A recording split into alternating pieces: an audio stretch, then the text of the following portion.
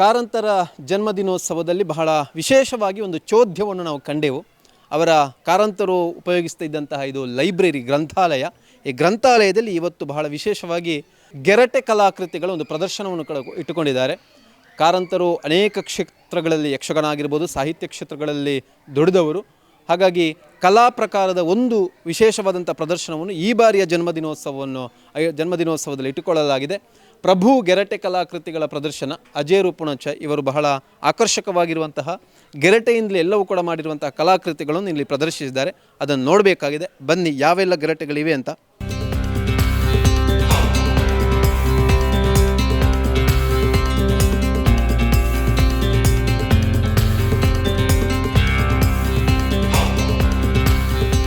ಪುಣಚದ ಅಜೇರು ಸಚ್ಚಿದಾನಂದ ಪ್ರಭುಗಳು ಈ ಒಂದು ಗೆರಟೆ ಕಲಾಕೃತಿಯನ್ನು ಪ್ರದರ್ಶನ ಮಾಡ್ತಾ ಇರುವವರು. ಬಹಳ ಇದನ್ನು ಉತ್ಸುಕತೆಯಿಂದ, ಆಸಕ್ತಿಯಿಂದ ಇದನ್ನು ತಯಾರಿಸಿ ಬಹಳ ಇವತ್ತು ಪ್ರದರ್ಶನಕ್ಕೆ ಇಟ್ಟಿದ್ದಾರೆ.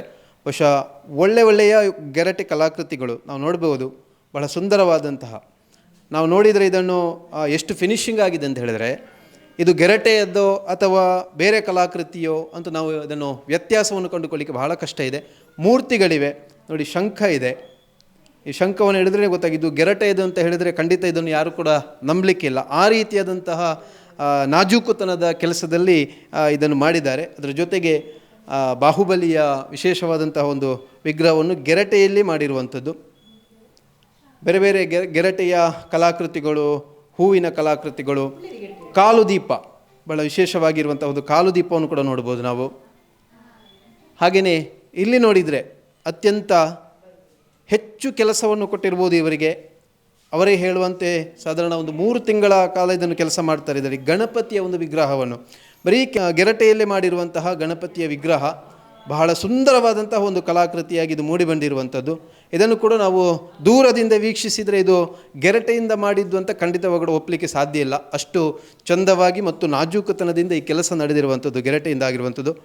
ಬಹಳ ಸಣ್ಣ ಸಣ್ಣ ಕಲಾಕೃತಿಗಳು ತುಂಬ ಇವೆ ಇವರಲ್ಲಿ. ಅದರ ಜೊತೆಗೆ ದೊಡ್ಡ ಕಲಾಕೃತಿಯನ್ನು ಬರ್ತಾ ಇದ್ದಾರೆ ಅವರು. ನೋಡಿ, ಪ್ರಾಣಿಗಳನ್ನು ಬಿಂಬಿಸುವಂಥ, ಮಕ್ಕಳಿಗೆ ವಿಶೇಷವಾಗಿ ಆಕರ್ಷಿಸುವಂತಹ ಚೇಳನ್ನು ಒಂದು ರೀತಿಯಲ್ಲಿ ಗೆರಟೆಯಿಂದಲೇ ಇದನ್ನು ಕಟ್ ಮಾಡಿ ಇದನ್ನು ಮಾಡಬೇಕು ಅಂತ ಇದ್ದರೆ ಬಹಳ ಕೆಲಸ ಆಗಿದೆ ಅಂತ ನಾವು ನೋಡ್ಬೋದು. ಇಲ್ಲಿ ಇನ್ನೊಂದು ಇಲ್ಲಿ ಕೆಲಸ ಆಗ್ತಾ ಇದೆ ಇವರದ್ದು. ಬಹುಶಃ ಇದನ್ನು ಕೂಡ ಪ್ರದರ್ಶನ ಮಾಡ್ತಾ ಇದ್ದಾರೆ. ದೊಡ್ಡದಾದಂಥ ಒಂದು ಕಾಲ್ದೀಪ, ಸಂಪೂರ್ಣವಾಗಿ ಇದು ಗೆರಟೆಯಿಂದಲೇ ಕೂಡ ಮಾಡಿರುವಂಥದ್ದು. ಸಾಕಷ್ಟು ಗೆರಟೆಗಳು ಕೂಡ ಇದಕ್ಕೆ ಉಪಯೋಗ ಆಗಿದೆ. ಆದರೆ ಯಾವ ನಮ್ಮ ಕಂಚಿನ ಆಗಿರ್ಬೋದು, ಹಿತ್ತಾಳೆ ಆಗಿರ್ಬೋದು, ಕಾಲು ದೀಪಗಳಿವೆ, ಅದಕ್ಕೆ ಯಾವುದು ಕೂಡ ವ್ಯತ್ಯಾಸ ಬಾರದ ರೀತಿಯಲ್ಲಿ ಅದು ಹೇಗಿರ್ತದೆ ಅದೇ ರೀತಿಯಲ್ಲಿ ಇದನ್ನು ಅಂಟಿಸಿ ಜೋಡಿಸಿ ಮಾಡಿರುವಂಥ ಒಂದು ಕೂಡ ಇವರ ಕಲಾಕೃತಿ, ಕೈಚಳಕವನ್ನು ನಾವು ನೋಡ್ಬೋದು ಇಲ್ಲಿ. ಭಾಳ ವಿಶೇಷವಾಗಿ ನೋಡಿ, ಮನೆಯಲ್ಲಿ ಇರುವಂತಹ ಎಲ್ಲ ಐಟಮ್ಗಳು ಏನೆಲ್ಲ ನಾವು ಉಪಯೋಗಿಸ್ತೇವೆ ಅವೆಲ್ಲವನ್ನು ಕೂಡ ಗೆರಟೆಯ ಮುಖಾಂತರವಾಗಿ ಕಲಾಕೃತಿ ನೋಡಿದ್ದಾರೆ. ಇನ್ನು ಬಹಳ ವಿಶೇಷವಾಗಿ ನೋಡಬೇಕಾದ್ರೆ ತುಳುನಾಡಿನ ಆರಾಧ್ಯ ದೈವ ಪಂಜುರ್ಲಿ ದೈವ, ಆ ಪಂಜುರ್ಲಿ ದೈವದ ಒಂದು ಮೊಗವನ್ನು ಇಲ್ಲಿ ಚಿತ್ರೀಕರಿಸಿದ್ದಾರೆ. ಮುಖವಾಡ ಭಾಳ ಸುಂದರವಾಗಿದೆ. ಇದು ಕೂಡ ಹಾಗೆ ದೂರದಿಂದ ನೋಡಿದರೆ ಇದರ ವಿನ್ಯಾಸಗಳಾಗಿರ್ಬೋದು, ಈ ಕಿರೀಟಗಳಾಗಿರ್ಬೋದು, ಯಾವುದೂ ಕೂಡ ಇಲ್ಲಿ ಅದು ಮೊಗ ಅಲ್ಲ ಅಂತ ಹೇಳಲಿಕ್ಕೆ ಖಂಡಿತ ಸಾಧ್ಯ ಇಲ್ಲ. ಆ ರೀತಿಯಾದಂತಹ ಒಂದು ಚಿತ್ರಣ ಇಲ್ಲಿ ಅವರು ಮಾಡಿದ್ದಾರೆ. ಬಹಳಷ್ಟು ಇದರಲ್ಲಿ ಕೂಡ ಕೆಲಸ ಆಗಿರ್ಬೋದು. ಗಂಟೆ ಇದೆ. ಹಾಗೆಯೇ ಬೇರೆ ಬೇರೆ ರೀತಿಯಾದಂಥ ಕಲಾಕೃತಿಗಳು, ಎಲೆಯ ರೂಪವನ್ನು ಗೆರಟೆಯಲ್ಲಿ ಮಾಡಿದ್ದಾರೆ. ಒಟ್ಟು ಸುಮಾರು 26 ಕಲಾಕೃತಿಗಳನ್ನು ಇವರು ಈಗಾಗಲೇ ಮಾಡಿದ್ದಾರೆ. ಸಾಕಷ್ಟು ಕಲಾಕೃತಿಗಳ ಕೆಲಸ ಮುಂದುವರಿತಾ ಇದೆ, ಪ್ರಗತಿಯಲ್ಲಿದೆ. ಈ ಭಾಗದಲ್ಲಿ ಕೂಡ ನಾವು ನೋಡ್ಬೋದು. ಬಹುಶಃ ಇವತ್ತು ಬಾಲವನಕ್ಕೆ ಬರುತ್ತಾ ಇರುವಂತಹ ಈ ಕಾರ್ಯಕ್ರಮಕ್ಕೆ ಇವತ್ತು ಬರ್ತಾ ಇರುವಂತಹ ಮಕ್ಕಳಿಗೂ ಕೂಡ ಇದೊಂದು ಅತ್ಯಂತ ಪ್ರೇರಣಾದಾಯಕ ಆಗಿರುವಂಥದ್ದು. ಅವರು ಕೂಡ ಪಠ್ಯೇತರ ಚಟುವಟಿಕೆಗಳಲ್ಲಿ ತೊಡಗಿಸಿಕೊಂಡಾಗ ಯಾವ ರೀತಿಯಾಗಿ ಮಾಡಬಹುದು, ಮನೆಯಲ್ಲಿರುವಂತಹ ಬರೀ ಗೆರಟೆಯಿಂದಲೇ ಅತ್ಯಂತ ಸುಂದರವಾದಂಥ ಕಲಾಕೃತಿಗಳನ್ನು ಮಾಡಬಹುದು ಅಂತ ಬಹುಶಃ ಸಚ್ಚಿದಾನಂದ ಪ್ರಭುಗಳು ತೋರಿಸಿಕೊಡ್ತಾ ಇದ್ದಾರೆ. ವಿಶೇಷವಾಗಿರುವಂತಹ ಕಮಂಡಲ ಆಗಿರ್ಬೋದು, ಹೂವಿನ ಕಲಾಕೃತಿ ಆಗಿರ್ಬೋದು, ಕಲಶ ಆಗಿರ್ಬೋದು, ಬಹಳ ವಿಶೇಷವಾಗಿ ಮಹಿಳೆಯರ ಪಾದರಕ್ಷೆಯನ್ನು ಬಹಳ ವಿಶೇಷವಾಗಿ ಮಾಡಿದ್ದಾರೆ. ಯಾಕೆ ಮಹಿಳೆಯರ ಪಾದರಕ್ಷೆಯನ್ನೇ ಮಾಡಿದ್ದಾರೆ, ಪುರುಷರ ಪಾದರಕ್ಷೆ ಯಾಕೆ ಮಾಡಲಿಲ್ಲ ಅಂತ ಅವರೇ ಕೇಳಬೇಕು ನಾವೀಗ. ಈ ರೀತಿಯಾಗಿ ಸುಂದರವಾದಂತಹ ಗೆರಟೆಯ ಕಲಾಕೃತಿಗಳನ್ನು ಸಚ್ಚಿದಾನಂದ ಪ್ರಭುಗಳು ಮಾಡ್ತಾ ಇದ್ದಾರೆ ಭಾಳಷ್ಟು ಸಮಯಗಳಿಂದ. ಬಹುಶಃ ಇವತ್ತು ಬಾಲವನದಲ್ಲಿ ಇದನ್ನು ಪ್ರದರ್ಶನ ಮಾಡ್ತಾ ಇದ್ದಾರೆ. ನಾವು ಅವರನ್ನು ಮಾತನಾಡಿಸಬೇಕು.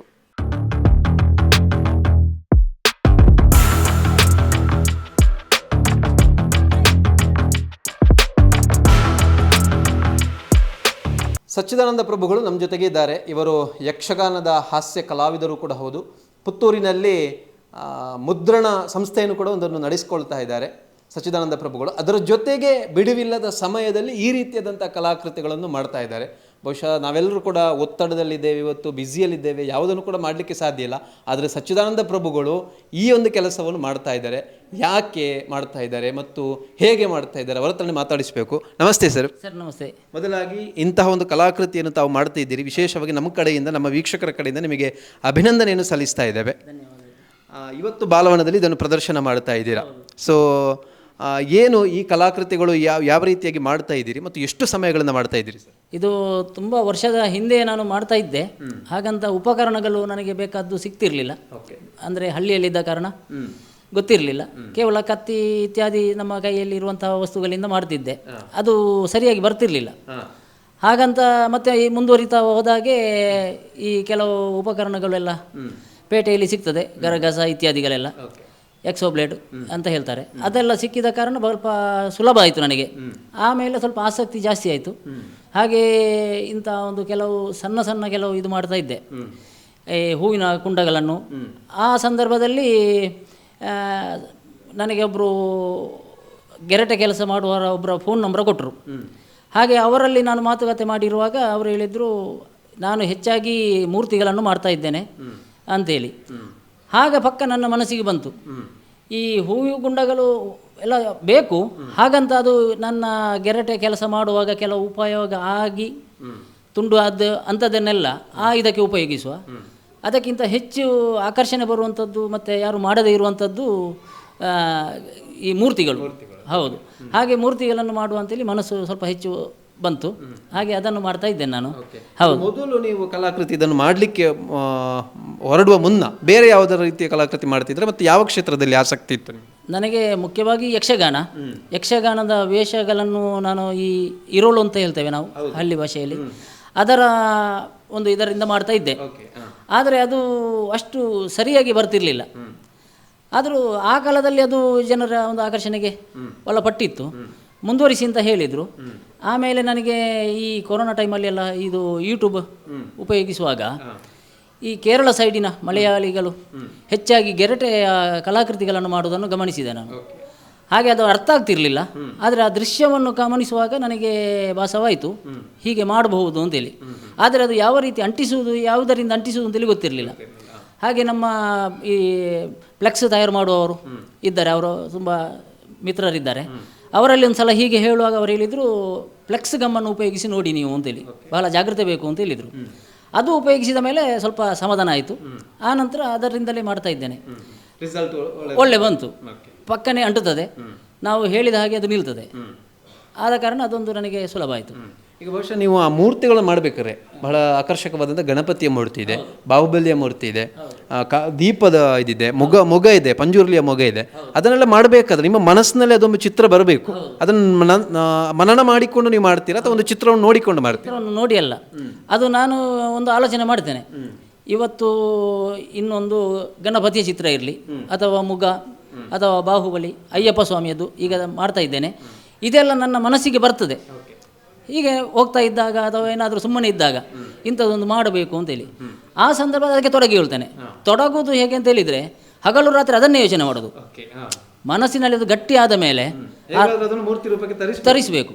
ಮತ್ತು ಅದರ ಸೂಕ್ಷ್ಮತೆಯನ್ನು ಗಮನಿಸ್ತೇನೆ ನಾನು. ಈ ಮೂರ್ತಿ ಮಾಡುವಾಗ, ಈಗ ಗಣಪತಿಯ ಮೂರ್ತಿ ಮಾಡುವಾಗ ಗಣಪತಿಗೆ ದಾಡೆ ಅದು ಇದು ಎಲ್ಲ ಅದರ ಆಕಾರಗಳುಂಟಲ್ಲ, ಅದನ್ನು ಮನಸ್ಸಿನಲ್ಲಿ ಗಟ್ಟಿ ಮಾಡಿ ಅದನ್ನೇ ಮಾಡಲಿಕ್ಕೆ ತೊಡಗ್ತೇನೆ. ಹಾಗೆ ಈ ಮೂರ್ತಿ ರಚನೆಯಲ್ಲಿ ಸ್ವಲ್ಪ ಸಮಯ ಹೆಚ್ಚು ಬೇಕಾಗ್ತದೆ, ಒಂದು ದಿನದಲ್ಲಿ ಆಗುವುದಿಲ್ಲ. ಒಂದು ಗಣಪತಿ ನನಗೆ ಸಾಧಾರಣ ನನ್ನ ಉದ್ಯೋಗದ ಬಿಡುವಿನಲ್ಲಿ ಮಾಡುವಾಗ ನನಗೆ 3 ತಿಂಗಳಾಗಿದೆ. ಹಾಗಾಗಿ ಹೆಚ್ಚು ಮನನ ಮಾಡ್ತೇನೆ ಮೊದಲು. ಹೌದು, ಮನಸ್ಸು. ಅದನ್ನು ಏನೆಲ್ಲ ಮಾಡ್ತೀರಿ ನೀವು? ಗೆರಟೆಯನ್ನು ಹೇಗೆ ಸಿದ್ಧಪಡಿಸ್ತೀರಿ? ಗೆರಟೆಯನ್ನು ಅಂತ ಹೇಳಿದರೆ ಅದು ಎಲ್ಲಿ ನಮ್ಮಲ್ಲಿ ಇರುವುದು ಬಹಳ ಕಡಿಮೆ ಗೆರಟೆ. ಹಾಗೆ ನನ್ನ ಅಣ್ಣು ಕೆಟರರ್ಸ್ ಅಂತೇಳಿ ಕುಂಚದಲ್ಲಿದೆ, ಅವರಲ್ಲಿ ತುಂಬ ಗೆರಟೆಗಳು ಉಪಯೋಗ ಆಗ್ತದೆ, ತೆಂಗಿನಕಾಯಿ. ಹಾಗೆ ಅಣ್ಣನಲ್ಲಿ ಕೇಳಿದೆ, ಗೆರಟೆಗಳನ್ನು ಕೊಡ್ಬೋದಾ ಅಂತೇಳಿ. ಬೇಕಾದಷ್ಟು ಕೊಂಡೋಗು ಅಂತ ಹೇಳಿದರು. ಹಾಗೆ ಈಗ ಗೆರಟೆಗೆ ತಲೆ ಬಿಸಿ ಇಲ್ಲ, ಬೇಕಾದನ್ನೆಲ್ಲ ಅಲ್ಲಿಂದ ತರ್ತೇನೆ. ಅದು ಸಹ ಆರಿಸಿ ತರುವುದು ನಾನು. ಹೌದು, ಅದನ್ನು ನಾನು ಉಪಯೋಗಿಸುವುದು. ಹೌದು, ಅದು ಗೆರಟೆಗಳು ತೆಳ್ಳಗೆ ಇರ್ತದೆ ಮತ್ತು ದಪ್ಪ ಇರ್ತದೆ. ತೆಳ್ಳಗಿದ್ದ ಗೆರಟೆಗಳು ನಾವು ಶೈನಿಂಗ್ ಮಾಡ್ತಾ ಹೋದ ಹಾಗೆ ಅದು ತೆಳ್ಳಗೆ ಆಗ್ತದೆ, ಅದು ಒಡೆಯುವುದು ಹೆಚ್ಚು. ನಾವು ಫಿನಿಶ್ ಮಾಡಿ ಕೊನೆಯ ಹಂತಕ್ಕೆ ಬರುವಾಗ ತುಂಡಾಗಿ ಹೋಗ್ತದೆ, ಅದು ಕೆಲಸ ಎಲ್ಲ ವೇಸ್ಟ್ ಆಗ್ತದೆ. ಅದಕ್ಕೆ ದಪ್ಪದ ಗೆರಟೆಗಳನ್ನು ಆಯ್ಕೆ ಮಾಡಿ ನಾವು ತಗೊಳ್ತೇವೆ, ಅದರಿಂದ ನಮಗೆ ಬಹಳ ಸುಲಭ ಆಗ್ತದೆ. ಅದು ಆಕಾರ ಎಷ್ಟು ಯಾವ ರೀತಿ ಆಕಾರ ಬರಬೇಕು ಅಂತೇಳಿ ನಾವು ಒರೆಸಿದ್ರೂ ಕೂಡ ಪಾಲಿಶ್ ಪೇಪರಲ್ಲಿ ಒರೆಸಿದರೆ ತೆಳ್ಳಗೆ ಆಗೋದಿಲ್ಲ, ಆ ಆಕಾರಕ್ಕೆ ಮೂಡಿ ಬರ್ತದೆ ಅದು. ಹೌದು, ಈಗ ಮರದಲ್ಲಿ ಆದರೆ ಕೆತ್ತನೆ ಮಾಡ್ಬೋದು, ಇದು ಹಾಗಲ್ಲ, ನಾವು ಕೆಲವು ಒರೆಸಿ ಅರ ಹಾಕಿ ಆ ರೂಪಕ್ಕೆ ತರಿಸುವಂಥದ್ದು. ತುಂಡುಗಳನ್ನೆಲ್ಲ ಮಾಡಿ ಗೆರಟೆಯನ್ನು ತುಂಡು ಮಾಡಿ ಅದನ್ನು ಆ ಆಕಾರಕ್ಕೆ ಬರಿಸುವುದು ಹಾಗೆ ಒರೆಸಿ ಇದು ಮಾಡುವಂಥದ್ದು. ತುಂಡು ಮಾಡಿದ ನಂತರ ಮತ್ತೆ ಅದನ್ನು ಜೋಡಿಸುವಂಥದ್ದು, ಈ ಗಮ್ಮಿನಲ್ಲಿ ಜೋಡಿಸುವಂಥದ್ದು. ಹೌದು, ಮತ್ತೆ ಪಾಲಿಶಿಂಗ್, ಮತ್ತೆ ಕೊನೆಯ ಹಂತಕ್ಕೆ ಪಾಲಿಶ್ ಮಾಡೋದು ನಾವು. ಹೌದು, ಅದಕ್ಕೆ ನಾನು ಭಾವಿಸಿದ್ದೇನೆ, ಸಣ್ಣ ಮೂರ್ತಿ ಮಾಡಿದೆ, ಅದು ಫಲಪ್ರದ ಆಗಲಿಲ್ಲ. ಯಾಕೆಂದರೆ ನಮ್ಮ ಅರ ಮತ್ತು ನಮ್ಮ ಕೈ ಬೆರಳುಗಳೆಲ್ಲ ಆ ಕೆಲವು ಪಾಯಿಂಟ್ಗಳಿಗೆ ಹೋಗುವುದಿಲ್ಲ. ಆಗ ಏನು ಮಾಡಿದೆ ಅಂತ ಹೇಳಿದರೆ, ಇದು ದೊಡ್ಡ ಮೂರ್ತಿಗಳನ್ನು ಮಾಡಿದರೆ ಆ ಬೆರಳುಗಳಾಗಲಿ ಕಾಲಿನ ಭಾಗ ಆಗಲಿ ಕೈ ಇತ್ಯಾದಿಗಳೆಲ್ಲ ಸರಿಯಾಗಿ ನಮಗೆ ಕೈಗೆ ಸಿಗ್ತದೆ, ನಮ್ಮ ಉಪಕರಣಕ್ಕೆ ಸಿಗ್ತದೆ. ಆದ್ದರಿಂದ ಅದು ಒಳ್ಳೆಯ ಮೂರ್ತಿಯಾಗಿ ಮೂಡಿ ಬರ್ತದೆ. ಹೌದು, ಮತ್ತು ಪಂಜುರ್ಲಿಯ ಮುಗ ಅಂತ ಹೇಳಿದರೆ ನಮ್ಮ ಹೆಚ್ಚಿನ ತುಳುನಾಡಿನಲ್ಲಿ ಪಂಜುರ್ಲಿಯ ರಾಜನ್ ದೈವ, ಅದರ ಅಣಿಕಟ್ಟಿ ಅದಕ್ಕೆ ಮುಗ ಇಟ್ಟಾಗುವಾಗ ಆ ಒಂದು ಸುಂದರ ರೂಪ ನೋಡುವಾಗ ಮನಸ್ಸಿನಲ್ಲಿ ಅದು ತುಂಬ ಸಮಯದವರೆಗೆ ಅಚ್ಚೊತ್ತಿ ಇರ್ತದೆ. ಅದು ನನ್ನ ಮನಸ್ಸಿನಲ್ಲಿತ್ತು, ಇಂಥದ್ದೊಂದು ಮಾಡಬೇಕು ಅಂತೇಳಿ. ಹಾಗೆ ಅದನ್ನು ಬಹಳ ಪ್ರಯತ್ನಪಟ್ಟು ಮಾಡಿದೆ. ಹೌದೌದು ಹೌದು. ನಿಮ್ಮ ಕಲಾಕೃತಿಗಳಲ್ಲಿ ಒಂದು ಗಣಪತಿ ಮತ್ತು ಇಲ್ಲಿ ಮೊಗ, ಪಂಜುರ್ಲಿ ಮೊಗ, ಇದು ಬಹಳ ವಿಶೇಷ ಅಂತ ಹೇಳಿ. ಹೌದು, ಬೇರೆ ಇನ್ನೂ ಏನು ವಿಶೇಷವಾದ ಮಾಡಲಿಕ್ಕೆ ಹೊರಟಿದೆ? ಶಬರಿಮಲೆ ಅಯ್ಯಪ್ಪನ ಒಂದು ಮೂರ್ತಿ ಅರ್ಧ ಹಂತದಲ್ಲಿ ಉಂಟು. ಆಮೇಲೆ ಒಂದು ಹನುಮಂತನ ಒಂದು ಮೂರ್ತಿ ಮಾಡ್ತಾ ಇದ್ದೇನೆ. ಹೌದು, ಮತ್ತೊಂದು ನವರಾತ್ರಿಯ ಶಾರದೆಗೆ ವೀಣಾಪಾಣಿ ಶಾರದೆ ಒಂದು ಮಾಡಬೇಕು ಅಂತೇಳಿ ಅದು ಸಹ ಒಂದು ಹಂತದಲ್ಲಿ ಉಂಟು. ಹಾಗೆ ಕೆಲವು ಉಂಟು. ಮತ್ತು ಮುಖ್ಯವಾಗಿ ಈಗ ನಾನು ಮೂರ್ತಿಯ ಜೊತೆಗೆ ಈ ನಮ್ಮ ತುಳುನಾಡಿನಲ್ಲಿ ಹಿಂದೆ ಇರುವಂಥ ಉಪಕರಣಗಳೆಲ್ಲ ಇತ್ತು ಮನೆಯಲ್ಲಿ. ಅದು ನಾನು ಕೆಲವು ಹಳೆಯ ವಸ್ತುಗಳ ಸಂಗ್ರಹಕ್ಕೆ ಬೇಕಾಗಿ ಕೆಲವರಲ್ಲಿ ಕೇಳುವಾಗ ಅವರು ಹೇಳಿದರು ನಮ್ಮಲ್ಲಿ ಈಗ ಇಲ್ಲ ಅಂತೇಳಿ. ಆದರೆ ಆ ನೋಡಿದ ಮನಸ್ಸಿನಲ್ಲಿ ನನ್ನ ಮನಸ್ಸಿನಲ್ಲಿ ಉಂಟು, ಆ ವಸ್ತು ಹೀಗೆ ಉಂಟು ಅಂತೇಳಿ, ಮರದಿಂದ ಮಾಡಿಕೊಂಡಿದ್ದದ್ದು. ಅಂಥ ಉಪಕರಣಗಳನ್ನು ಈ ಗೆರಟೆಯಿಂದ ಮಾಡಬೇಕು ಅಂತೇಳಿ ಉಂಟು ನನ್ನ ಬಯಕೆ. ಅದು ಪ್ರಾಚೀನ ವಸ್ತುಗಳನ್ನು ಮಾಡಬೇಕು ಅಂತೇಳಿ ಉಂಟು ಈಗ. ಹೌದು, ಗೆರಟೆಯಿಂದಲೇ ಮಾಡಿ ತೋರಿಸುವ ಅಂತೇಳಿ ಒಂದು ಜನರಿಗೆ ಇಂಥದ್ದೊಂದು ಉಂಟು. ಮತ್ತು ಮರದಿಂದ ಮಾಡಿದೀಗ ಇರುವುದಿಲ್ಲ, ಕೆಲವರ ಮನೆಯಲ್ಲಿ ಇರ್ಬೋದು, ಹಾಗಂತ ಎಲ್ಲರಿಗೂ ಸಿಗುವುದಿಲ್ಲ. ಆ ಆಕಾರವನ್ನು ನಾವು ಈ ಗೆರಟೆಯಲ್ಲಿ ಮಾಡಿದರೆ ಒಂದು ಮಾಡೆಲ್ ನೋಡಬಹುದಲ್ಲ, ಇಂಥದ್ದು ಹೀಗೆ ಇತ್ತು. ಉದಾಹರಣೆಗೆ ಮುಡಿ ಕಟ್ಟುವಂಥದ್ದು, ಅಕ್ಕಿ ಭತ್ತದ ಅಕ್ಕಿ ಮುಡಿ ಎಲ್ಲ ಕಟ್ಟುವಂಥದ್ದು, ಅದಕ್ಕೆ ಒಂದು ಬಡಿಯುವಂಥ ಒಂದು ಸಾಧನ ಉಂಟು ಮರದಿಂದ, ಬಹಳ ಚೆಂದ ಉಂಟದು. ಅದು ಎಲ್ಲೂ ಇಲ್ಲ, ಕೆಲವರ ಮನೇಲಿ ಉಂಟು, ಹಾಗಂತ ಅದು ಎಲ್ಲಿ ಎದುರು ಇಡುವುದಿಲ್ಲ, ಆಟದಲ್ಲೆಲ್ಲ ಇರ್ಬೋದು, ನೋಡಲಿಕ್ಕೆ ಸಿಗುವುದಿಲ್ಲ. ಅದನ್ನೊಂದು ಮಾಡಬೇಕು ಅಂತೇಳಿ ಉಂಟು. ಹಾಗೆ ಅಂತ ಸ್ವಲ್ಪ ಹಳೆಯ ವಸ್ತುಗಳನ್ನು ಮಾಡಬೇಕು ಅಂತೇಳಿ ಉಂಟು. ಹೀಗೆ ಈಗ ನೀವು ನಿಮ್ಮ ಮುದ್ರಣ ಒಂದು ಸಂಸ್ಥೆಯನ್ನು ಕೂಡ ನಡೆಸ್ತಾ ಇದ್ದೀರಿ, ಅದರ ಜೊತೆಗೆ ಬೇಸಿಗೆ ಕಾಲದಲ್ಲಿ ಯಕ್ಷಗಾನದಲ್ಲಿ ಇದ್ದೀರಿ. ಇದೆಲ್ಲ ಸಮಯದ ಒತ್ತಡದ ನಡುವೆ ಇದನ್ನು ಎಷ್ಟು ಹೊತ್ತಿನಲ್ಲಿ ಮಾಡ್ತಿದ್ದೀರಿ? ಈ ಬೇಸಿಗೆಯಲ್ಲಿ ಮೇಲಕ್ಕೆ ಹೋದ ಕಾರಣ ಸ್ವಲ್ಪ ನಿದ್ದೆಯಿಂದಾಗಿ ಇದು ಸ್ವಲ್ಪ ಹಿಂದೆ ಬೀಳ್ತದೆ. ಆದರೆ ಹಗಲಿನಲ್ಲಿ ಆದಿತ್ಯವಾರ ಒಂದು ಸ್ವಲ್ಪ ಹೊತ್ತು ಮಲಗಿ ಅದನ್ನು ಶುರು ಮಾಡ್ತೇನೆ ಈ ಕೆಲಸವನ್ನು. ಆಮೇಲೆ ನನ್ನ ಮುದ್ರಣ ಕೆಲಸದ ಜೊತೆಗೆ ಸಂಜೆ ಹೊತ್ತಿಗೆ ಮನೆಗೆ ಹೋದ ಮೇಲೆ ಒಂದು ಬಾಯರಿಗೆಲ್ಲ ಕುಡಿದು ಒಂದು ರಾತ್ರಿ 12 ಗಂಟೆ 1 ಗಂಟೆ ಹೀಗೆ ಅದನ್ನು ಮುಂದುವರಿಸ್ತೇನೆ ಈ ಕೆಲಸವನ್ನು. ಆಗ ಮನಸ್ಸಿಗೆ ಒಂದು ನೆಮ್ಮದಿ ಇರ್ತದೆ, ಮತ್ತು ಕೆಲಸವೂ ಆಗ್ತದೆ. ಅದು ಇಂಥದ್ದೊಂದು ಆಕೃತಿ ಒಂದು ರಚನೆ, ಅದು ಬಹಳ ಸುಲಭ ಆಗ್ತದೆ. ನೀವು ಒಬ್ಬರೇ ಮಾಡ್ತೀರಾ, ಮನೆಯವರ ಸಹಕಾರ ಅನ್ನೋದು ಉಂಟು? ಮನೆಯವರ ಸಹಕಾರ ಉಂಟು, ಹಾಗಂತ ನಾನೇ ಹೆಚ್ಚು. ಹೌದು, ಯಾಕೆ ಅಂತ ಹೇಳಿದರೆ ನಮ್ಮ ಮನಸ್ಸಿನಲ್ಲಿ ಮೂಡಿದಂಥ ಒಂದು ವಿಚಾರ ಅದು ಅವರ ಕೈಯಲ್ಲಿ ಮಾಡಿಸಲಿಕ್ಕೆ ಆಗುವುದಿಲ್ಲ. ಹೌದು, ಅದು ನಾವೇ ಮಾಡಬೇಕಾಗ್ತದೆ, ಕೈಯ ಮುಖಾಂತರ ಬರಬೇಕಾಗ್ತದೆ. ಆದ್ದರಿಂದ ಅದು ಹೆಚ್ಚಾಗಿ ನಾನೇ ಮಾಡೋದು. ಹೌದು, ಗೆರಟೆಗಳನ್ನೆಲ್ಲ ತಂದು ಕೊಡ್ತಾರೆ ಅವರು. ಹೌದೌದು, ಹತ್ತಿರದ ಮನೆಯಿಂದೆಲ್ಲ ಸಂಜೆಗೆ ಆಗುವಾಗ. ಹೌದು, ನಾನು ಪೂರ್ತಿ ಇಲ್ಲೇ ಕೆಲಸದಲ್ಲಿ ಇರ್ತೇನೆ ಪುತ್ತೂರಲ್ಲಿ. ಈಗ ನೀವು ಮಾಡೋದ್ರ ಜೊತೆಗೆ ಏನಾದರೂ ಕಲಿಸಿಕೊಡ್ತೀರಾ ಮಕ್ಕಳಿಗೆ, ಏನಾದರೂ ಬಂದಾಗ ಈ ಥರ ಮಾಡ್ಬೋದು ಅಂತ? ಈಗ ಇವತ್ತಿನ ಪ್ರದರ್ಶನದ ಒಂದು ಫಲಶ್ರುತಿಯಾಗಿ ನಮ್ಮ ವಿವೇಕಾನಂದ ಶಾಲೆಯ ಹೈಸ್ಕೂಲ್ನ ಒಬ್ಬರು ಹೆಡ್ ಮಾಸ್ಟರ್ ಬಂದಿದ್ದರು. ಅವರ ಶಾಲೆಯಲ್ಲಿ ಒಂದು ಕಾರ್ಯಾಗಾರ ಮಾಡಬೇಕು ಅಂತ ಹೇಳಿದ್ದಾರೆ. ಹಾಗೆ ದಿವಸ ಇನ್ನು ನೋಡಬೇಕು ಯಾವಾಗ ಅಂತೇಳಿ. ಚಪ್ಪಲಿ ಇದು ಮಹಿಳೆಯರ ಚಪ್ಪಲು. ಹೌದು, ಮಹಿಳೆಯರ ಚಪ್ಪಲಿ ಯಾಕೆ ಮಾಡಿದೆ ಅಂತ ಹೇಳಿದರೆ, ಈ ಪುರುಷರ ಚಪ್ಪಲಿನಲ್ಲಿ ವೆರೈಟಿಗಳಿಲ್ಲ, ಅದರ ಮೇಲಿನ ವಿನ್ಯಾಸಗಳು ವ್ಯತ್ಯಾಸ ಇರ್ತದೆ. ಈ ಚಪ್ಪಲಿ ಅಂತ ಹೇಳಿದರೆ ಅದು ಒಂದು ಸ್ವಾಮಿಗಳು ಹಾಕುವಂಥ ಚಪ್ಪಲಿ ಉಂಟು, ಅದಕ್ಕೆ ಚಪ್ಪಲಿ ಅಂತ ಹೇಳುವುದಿಲ್ಲ, ಪಾದುಕೆ ಅಂತ ಹೇಳುವುದು. ಹೌದು, ಇದು ಹಾಗಲ್ಲ. ಮಹಿಳೆಯರ ಚಪ್ಪಲಿಯಲ್ಲಿ ವೆರೈಟಿಗಳಿರ್ತದೆ, ಮತ್ತು ಸ್ವಲ್ಪ ಹಿಂದೆ ಎತ್ತರ ಬಂದಾಗುವಾಗ ಅದಕ್ಕೆ ಒಂದು ಆಕಾರ ಬರ್ತದೆ, ನೋಡುವಾಗ ಒಂದು ಚಪ್ಪಲಿ ಹೌದು ಅಂತೇಳಿ, ಅದಕ್ಕೆ ನಾನು ಅದನ್ನು ಆಯ್ಕೆ ಮಾಡಿದ್ದು. ಹೌದು. ಸ್ವಾಮಿಗಳ ಪಾದುಕೆ ಮಾಡುವಂಥದ್ದು ಏನಾದರೂ ಪ್ರಯತ್ನ ಮಾಡಿ? ಸ್ವಾಮಿಗಳ ಪಾದುಕೆ ನಾನು ಇಲ್ಲಿ ನಮ್ಮ ದಯ್ಯರ ಅಂಗಡಿಯಲ್ಲಿ ಒಂದು ನೇಲಿಸಿಟ್ಟದನ್ನು ನೋಡಿದ್ದೇನೆ, ಮರದಿಂದ ಮಾಡಿದ್ದು. ಅದನ್ನು ಈಗ ಮಾಡಬೇಕು ಅಂತೇಳಿ ಪ್ಲ್ಯಾನ್ ಹಾಕಿದ್ದು, ಆದರೆ ಆದದ್ದು ಇದು. ಹೌದು, ಹಾಗೆ ಮುಂದಿನ ದಿನಗಳಲ್ಲಿ ಅದನ್ನು ಮಾಡಲಿಕ್ಕೆ ಉಂಟು. ಹೌದು ಸರಿ, ಕಾಲು ದೀಪದಲ್ಲಿ ಎಷ್ಟು ಗೆರಟೆಗಳು ಉಪಯೋಗಿಸಿದ್ರಿ? ಇದರಲ್ಲಿ ಸಾಧಾರಣ ಒಂದು ಇದು ಪೂರ್ತಿ ಫಿನಿಶ್ ಆಗುವ 300 ಗೆರಟೆ ಅಷ್ಟು ಬೇಕಾಗ್ತದೆ. 300 ಗೆರಟೆ, ಹೌದು. ಒಂದು 6 ಫೀಟ್ ಎತ್ತರ ಉಂಟಿದು. ಸಾಧಾರಣ ನನ್ನ ಭುಜದಷ್ಟು ಬರಬೇಕು ಅಂತ ಲೆಕ್ಕ ಹಾಕಿದ್ದು, ಇದು ಸ್ವಲ್ಪ ಕೆಳಗೆ ಆಗಿದೆ. ಅದು ಮತ್ತೆ 2 ಸೇರಿ ಆಗುವಾಗ ಸ್ವಲ್ಪ ಇದಾಯಿತು, ಯಾಕೆಂದರೆ ಅಷ್ಟು ಮಾಡಬೇಕು ಅಂತ ಇದ್ದೆ. ಇಲ್ಲಿ ನನಗೆ ಆಕಾರ ಬರುವಂಥ ಗೆರಟೆಗಳು ಸಿಗಲಿಲ್ಲ, ಅದಕ್ಕೆ ಒಂದು ಇಷ್ಟಕ್ಕೆ ನಿಲ್ಲಿಸಿದ್ದೇನೆ ಇದನ್ನು. ಇದನ್ನು ಮತ್ತೆ 3 ಪೀಸ್ ಮಾಡಿದ್ದೇನೆ ನಾನು, 3 ಪೀಸು ತೆಗೆಯುವಂಥದ್ದು. ಯಾಕೆ ಅಂತ ಹೇಳಿದರೆ ಕೊಂಡೋಗುವಾಗ ಎಲ್ಲಿಯಾದರೂ ತೊಂದರೆ ಆಗಬಾರ್ದು ಎಂಬ ಕಾರಣದಿಂದಾಗಿ ಅದಕ್ಕೆ 3 ಪೀಸ್ ಮಾಡಿ ಕೊಂಡೋಗುವಾಗೆ. ಮತ್ತು ಇನ್ನು ಇದಕ್ಕೆ ಅಂಟಿಸ್ಲಿಕ್ಕೆ ಉಂಟು ತುಂಬ, ಇನ್ನು ಅದೇ ಒಂದು 200 ಗೆರಟೆ ಅಷ್ಟು ಇದಕ್ಕೆ ಅಂಟಿಸ್ಲಿಕ್ಕೆ ಉಂಟು. ಇನ್ನು ಮೇಲಿನಿಂದ ಅಂಟಿಸಿ ಈ ಕಾಲು ದೀಪ ಇದು ಈಗ 6 ಫೀಟ್ ಉಂಟಲ್ಲ, ಅದಕ್ಕೆ ಎಷ್ಟು ಅಗಲ ಬೇಕು ಒಂದು ಮನಸ್ಸಿನಲ್ಲಿ ಇದು ಬರ್ತದೆ, ಇಷ್ಟು ಅಗಲ ಬೇಕು ಇದು ಅಂತೇಳಿ. ಆಗ ಒಂದು ಅದಕ್ಕೆ ರೂಪ ಬರ್ತದೆ. ಆಗ ಅದಕ್ಕೆ ಅಷ್ಟರವರೆಗೆ ಇದು ಅಂಟಿಸಬೇಕಾಗ್ತದೆ. ಅಂಟಿಸಿ ಅಂಟಿಸಿ ಅಂಟಿಸಿ ಮತ್ತೆ ಕೊನೆಯ ಭಾಗಕ್ಕೆ ಆಗುವಾಗ ಅದಕ್ಕೆ ಪಾಲಿಶ್ ಮಾಡೋದು ಅರ್ರ ಮತ್ತು ನಮ್ಮ ಶೆಂಡ್ ಪೇಪರಿಂದ. ಹೌದು, ಆಗ ಒಂದು ಕಾಲು ದೀಪ ಅಂತೇಳಿ ಬರ್ತದೆ. ಈಗ ಇದು ಮಾಡಬೇಕಾದ್ರೆ ನಿಮಗೆ ಎಷ್ಟು ದಿವಸಗಳು ಬೇಕಾಗ್ತದೆ? ಈಗ ಇದು ಸಾಮಾನ್ಯ ಒಂದು 2 ತಿಂಗಳಾಯ್ತು ಇದಕ್ಕೆ. ಅಂದರೆ ಇದನ್ನೇ ಮಾಡಲಿಕ್ಕೆ ಆಗುವುದಿಲ್ಲ, ಮನಸ್ಸು ಬದಲಾವಣೆ ಆಗ್ತದೆ. ಹೌದೌದು, ಆಗ ಅದನ್ನು ಬಿಟ್ಟು ಬೇರೆ ಮಾಡೋದು. ಹೌದು, ಪುನಃ ಮನಸ್ಸು ಬರುವಾಗ ಇದಕ್ಕೆ ಶುರು ಮಾಡೋದು.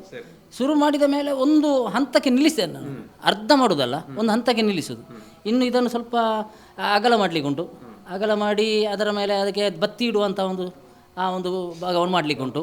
ಹೌದು, ಮತ್ತು ಇದಕ್ಕೆ ನವಿಲಿಗೆ ಈ ಚಿತ್ರ ಬಿಡಿಸ್ಲಿಕ್ಕೆ ಉಂಟು. ಇದಕ್ಕೆಲ್ಲ ಈ ಗರಿಗಳು ಬರುವ ಹಾಗೆ ಮಾಡಲಿಕ್ಕೆ ಉಂಟು, ಮತ್ತು ಪಾಲಿಶ್ ಮಾಡಲಿಕ್ಕೆ ಉಂಟು ಇದಕ್ಕೆ.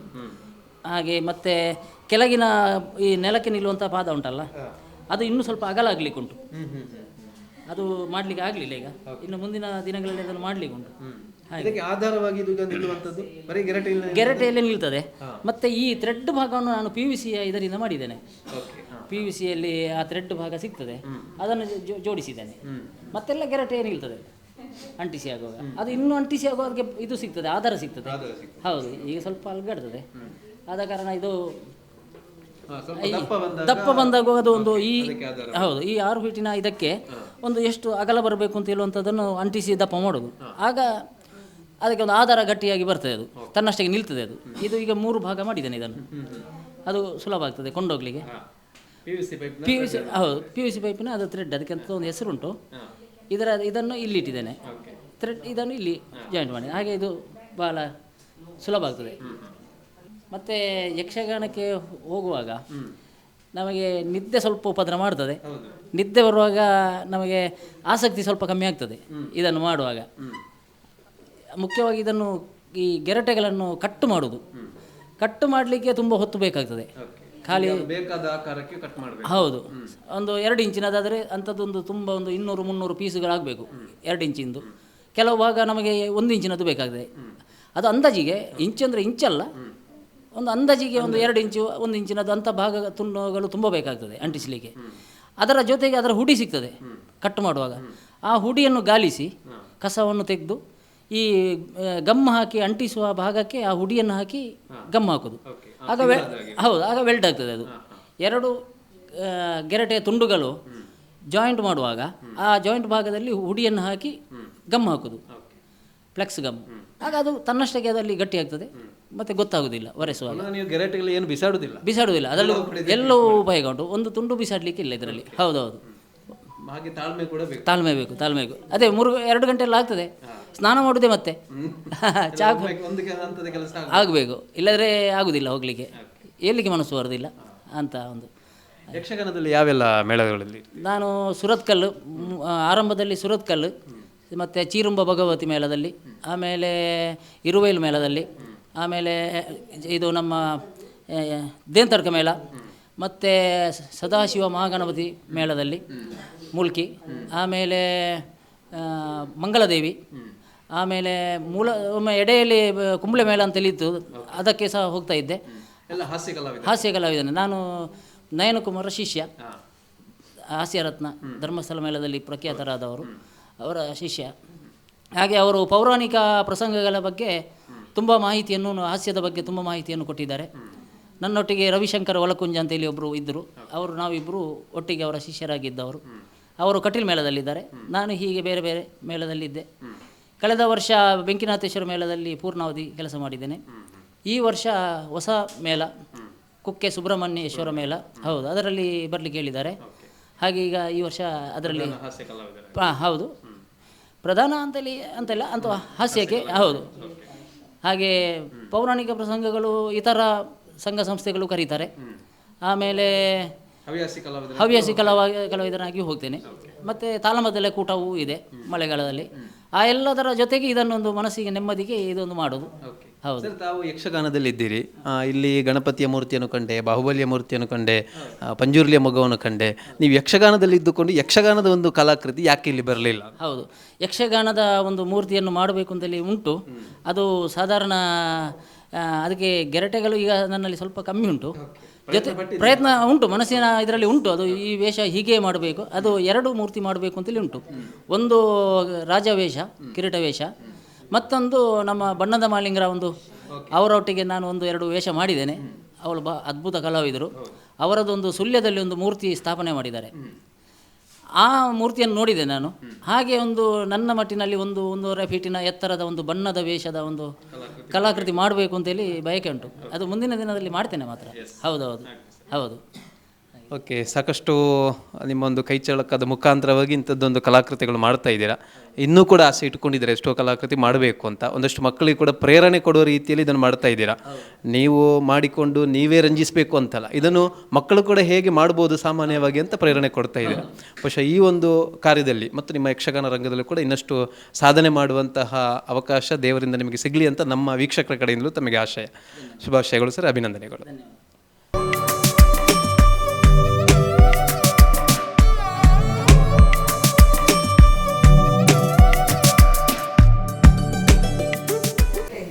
ಅದೇ ಈಗ ಒಂದು ಕಲಿಯುವಂಥ ಮಕ್ಕಳಿಗೂ ಇದೊಂದು ಪಾಠವನ್ನು ಇಟ್ಟುಕೊಳ್ಬೋದು.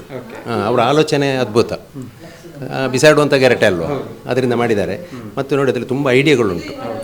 ನಮ್ಮಂಥವರಿಗೆ ಅದು ಆಲೋಚನೆ ಬರುವುದಿಲ್ಲ, ಅವ್ರು ಮಾಡಿದ ಅದ್ಭುತ. ತಾಳ್ಮೆ, ಆಲೋಚನೆಗಳು, ಅವರ ಕ್ರಿಯೇಟಿವಿಟಿ ಅಂತ ಹೇಳ್ತಾರಲ್ಲ, ಅದು ಸಮಯವೂ ಬೇಕು, ಭಾರಿ ತಾಳ್ಮೆ ಬೇಕು. ಅದು ಇದನ್ನೊಂದು ಅವರಿಗೆ ಸ್ಕೂಲೇ ಮಾಡ್ಬೋದು. ಸಣ್ಣ ಮಕ್ಕಳಿಗೆ ಒಂದು ಕಾರ್ಯಾಗಾರ ಎಲ್ಲ ಮಾಡಿ ಇದನ್ನೊಂದು ಕಲಿಸಿದರೆ ತುಂಬ. ಮತ್ತು ಇದಕ್ಕೆ ನೋಡಿ ಅಂತಾರಾಷ್ಟ್ರೀಯ ಮಟ್ಟದಲ್ಲಿ ವಿದೇಶಗಳಲ್ಲಿ ಭಾರಿ ಬೇಡಿಕೆ ಇರ್ಬೋದು. ಇದರಲ್ಲಿ ಈಗ ಫ್ಲಿಪ್ಕಾರ್ಟಲ್ಲಿ ಇದಲ್ಲೆಲ್ಲ ಕೊಟ್ಟರೆ ಒಳ್ಳೆ ಬೇಡಿಕೆ. ಆದರೆ ಅಷ್ಟು ಇವರು ಅದನ್ನು ಸಪ್ಲೈ ಮಾಡಬೇಕು. ಯಾಕಂದರೆ ನೋಡಿ ಇದೆಲ್ಲ ಅದ್ಭುತ ಅವರ ಆಲೋಚನೆಗಳು. ಹೂವಿನ ಪಾತ್ರೆ ಅದೆಲ್ಲ ಅಷ್ಟು ಸುಲಭ ಇಲ್ಲ ಮಾಡಲಿಕ್ಕೆ. ಅದಕ್ಕಿಂತ ಇಂಥದ್ದು ಹೌದು ಹೌದು, ಮೆಚ್ಚಬೇಕು ಅವರ.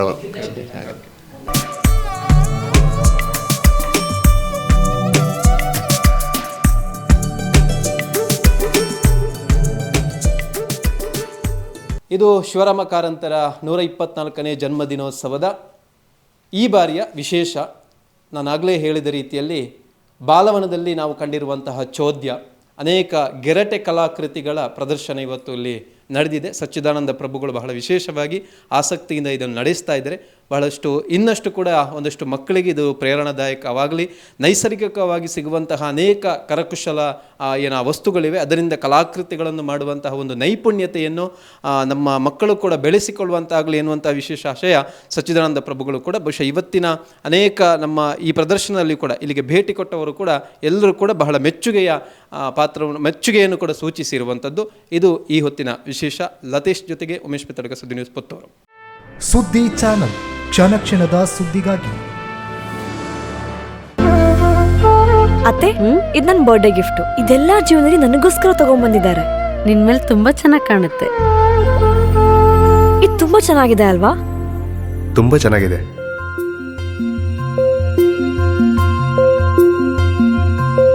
It will look really good on you. Amma? Huh? Mother is always son's first love.